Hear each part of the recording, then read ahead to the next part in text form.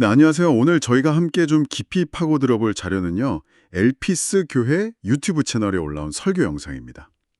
제목이 숨어서 도우시는 하나님이고 에스더서 4장을 중심으로 이야기가 펼쳐지는데요. 이번 분석에서 저희가 보려는 건 그냥 숨겨진 도움이 있다 이걸 넘어서요.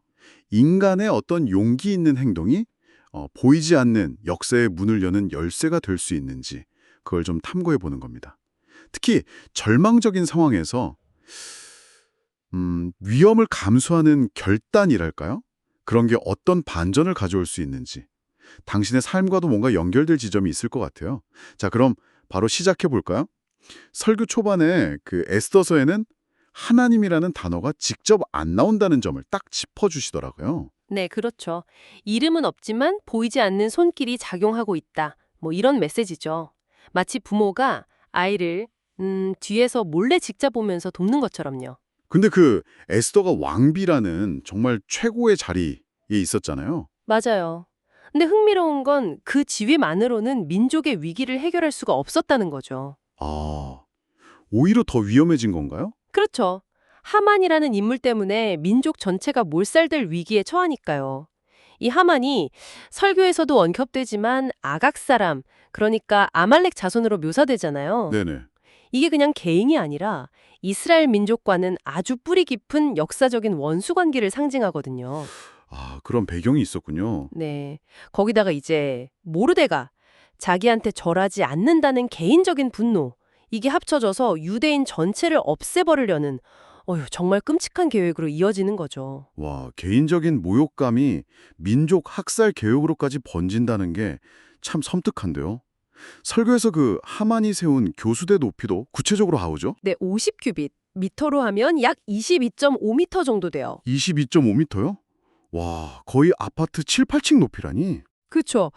그의 교만, 그리고 그 아기가 얼마나 거대했는지를 딱 보여주는 장치 같아요. 이런 압도적인 아기 앞에서 뭐랄까 희망을 찾기가 정말 어려워 보이죠. 네, 그런데 바로 그 절망적인 순간에 모르드게의 메시지가 딱 전달되잖아요. 맞아요. 그 유명한 구절, 네가 왕후의 자리를 얻은 것이 이때를 위함이 아닌지 누가 알겠느냐. 아, 정말 강력한 도전이죠. 네. 그냥 도전이 아니라 만약 네가 침묵하면 구원은 다른 길만 올 거다. 하지만 당신과 당신 집안은 그렇지 못할 거다. 이런 강력한 경고까지 함께 담겨 있어요. 음, 설교자는 이걸 통해서 우리 각자가 서 있는 자리, 주어진 기회가 어쩌면 다 어떤 목적을 위해 주어진 걸 수도 있다. 이런 점을 좀 시사하는 것 같아요. 이 부분이 정말 이야기의 흐름을 확 바꾸는 지점인 것 같아요. 에스더가 엄청난 결단을 내리잖아요. 네, 당시 법으로는 왕이 부르지 않으면 왕 앞에 나갈 수가 없었거든요. 잡히면 죽을 수도 있는 상황인데. 그렇죠. 그런데도 죽으면 죽으리라 이 말과 함께 3일 금식하고 나아가기로 하죠. 정말 목숨을 건 선택이에요. 맞아요. 설교에서는 바로 이 용기 있는 행동, 이 결단, 이게 보이지 않는 도움을 활성화시키는 뭐랄까 스위치 같은 계기라고 강조하고 있죠. 그 결단이 있기 전까지는 정말 모든 게 하만의 계획대로 술술 풀리는 것처럼 보였잖아요. 네, 그렇죠.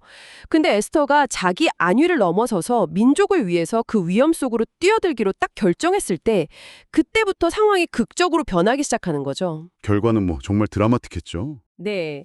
에스터가 왕의 호의를 얻고 결국 하만의 음모를 다 폭로하잖아요. 그리고 그 하만은 자기가 모르드게를 매달려고 세웠던 바로 그 높은 교수대, 거기서 최후를 맞이하게 되죠. 크흐.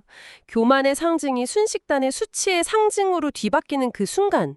정말 인상 깊죠. 이 극적인 반전을 보면서 어쩌면 우리 삶에도 비슷한 순간들이 있지 않을까? 그런 생각도 들더라고요. 맞아요. 이 설교가 결국 이야기하는 건 어려운 상황 속에서도 두려움에도 불구하고 행동하는 그 결단의 힘인 것 같아요. 네, 가장 위험해 보이는 순간에 내리는 선택이 보이지 않는 어떤 도움과 만나서 예상치 못한 결과를 낳을 수도 있다. 이런 가능성이요. 그렇죠. 혹시 당신에게도 이런 경험이나 아니면 이런 결단이 필요하다고 느꼈던 순간이 있지 않았나요? 오늘 살펴본 설교는 결국 보이지 않는 도움이라는 게 그냥 가만히 기다린다고 오는 게 아니라 우리의 용기 있는 결단을 통해서 작동될 수 있다. 이런 메시지를 던져주는 것 같습니다. 에스더처럼 가장 위험해 보이는 그 순간에 내리는 한 걸음이 어쩌면 예상치 못한 길을 열 수도 있다는 거죠. 자, 이제 당신의 삶을 한번 돌아볼 시간인 것 같아요. 혹시 당신 안에 있는 어떤 두려움 아니면 어쩌면 은밀한 교만 같은 것이 당신이 내려야 할 에스더와 같은 그런 결정적인 행동을 가로막고 있지는 않나요?